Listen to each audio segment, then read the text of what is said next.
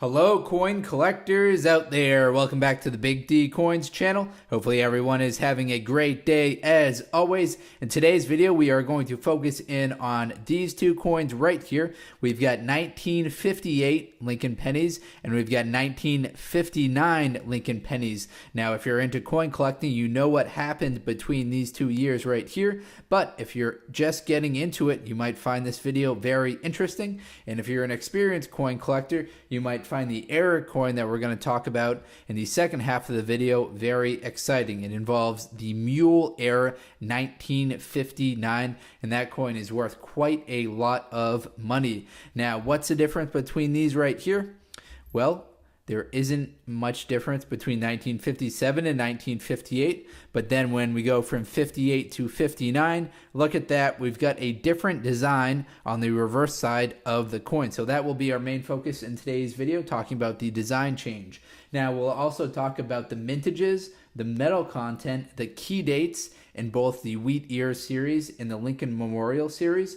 We will also talk about the mule error coin and the design change between the 2 years. We go from the Wheat Ears reverse to the Lincoln Memorial reverse.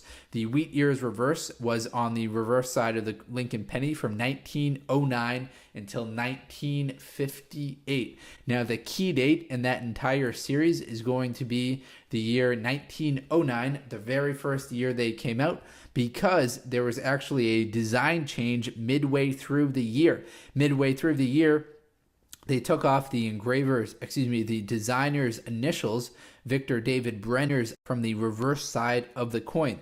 So starting out, they had his initials VDB right here in this little part on the coin. However, people were upset about that because they thought he was self-promoting by putting his initials in such a obvious in kind of a noticeable location on the reverse side of the Lincoln penny. So that's why there are no initials right here on the penny. However, during that little period that he did have his initials on them, there are 484,000 pieces that were struck with the designer's initials. That makes it the rarest of all of the Lincoln pennies. The 1909 San Francisco Mint VDB Lincoln cent, there were only 484,000 of those that were made.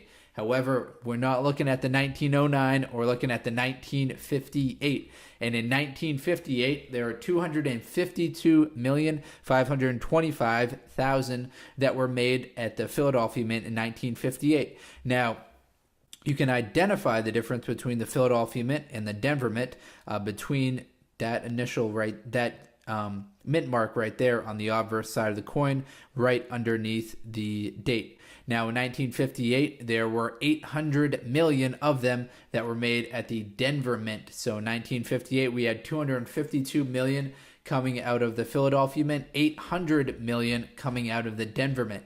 The average mintage across all of the Wheat Ears is 184 million. Now on to the mintage for this coin right here that you see on the right, the 1959. Now that we know where the mint mark is, we can move that 1957 out of the way, and I will zoom in on this right here. In 1959, there are 609 million of them that were made with the Lincoln Memorial at the Philadelphia Mint. Any guesses on how many were made at the Denver Mint?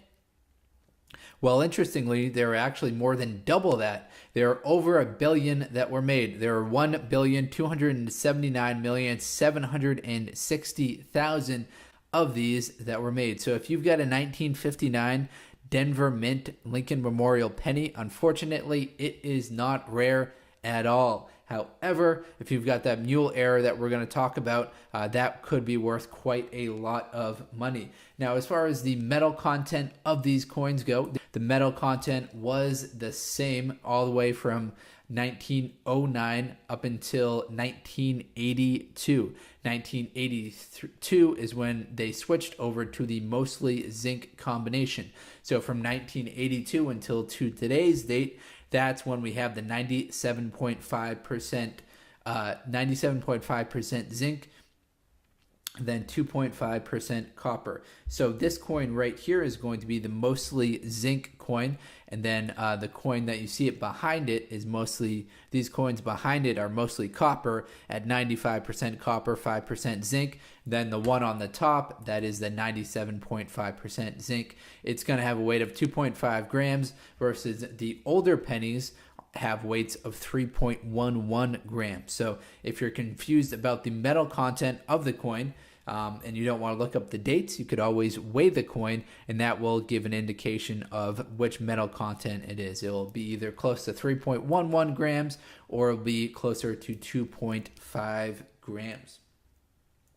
All right, now let's start talking about the error coin that I've been promising. We're going to move these ones out of the way. We're just going to get our best pennies that we've got for 1959 and we've got for 1958, and I'm going to zoom in on it so you can see an even better look at it. 1959, the mysterious case of the 1959 mule cent.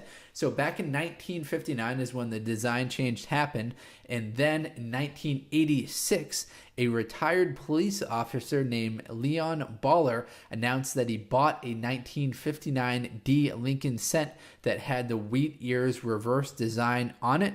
He claims that he paid $1,500 for it. Now, he ended up selling it for an undisclosed amount. However, that coin came back. He tried to sell it at a heritage auction first, then it got pulled because someone said that it was counterfeit, and then it came back. Someone else put it up for auction at the 2010 Goldberg's auction, and it sold for $31,050.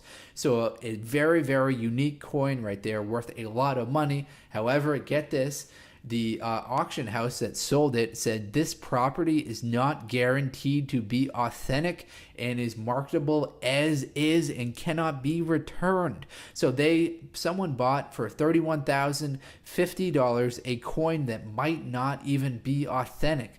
That is absolutely crazy to me, to pay that much money for a possibly counterfeit coin. It's really, really special there that all that money was generated for a coin that could be counterfeit. Now, of course, that led a lot of other people to try and counterfeit coins, so be very skeptical.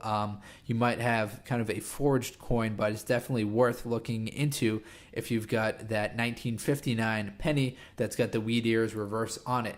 Now, if you've got just a regular 1959 penny, it's going to have to be in great condition to sell for a lot of money. PCGS has actually graded 1,094 of these at a mint state 66, and unfortunately the price guide associated with them is just $25, and recently those have been selling for only $21, $22, $16, $15 at auction. Those ones were graded by PCGS, so PCGS is advertising that those are worth $25, but recent auction results tends to indicate that those are worth in the $15 to $22 range. So even if your coin's in a great condition, it might not be worth too much money, mostly due to the fact of the high mintage of 609 million. So quite a lot of people also took them out of circulation, thinking that the Lincoln Memorials would be very cool pennies to hang on to. A lot of people do that whenever there is a design change to them. Now, the Lincoln Memorial design was kept all the way up until 2010. In 2010, we switch over to this coin right here, which is the Shield Reverse. So I've made some other videos about the 2009 and 2010 pennies. 2009 was circulating commemorative pennies, which they had different designs on the reverse. And then 2010, they switched over to the Shield Reverse, and they've been using that reverse ever since. For the most part of the video, we talked about the cool potential mule error coin that is out there, in which it's a combination of the 1959 obverse and the 1958 reverse. Hopefully you found it interesting. Thanks, and best of luck coin collecting out there, everyone. Enjoy!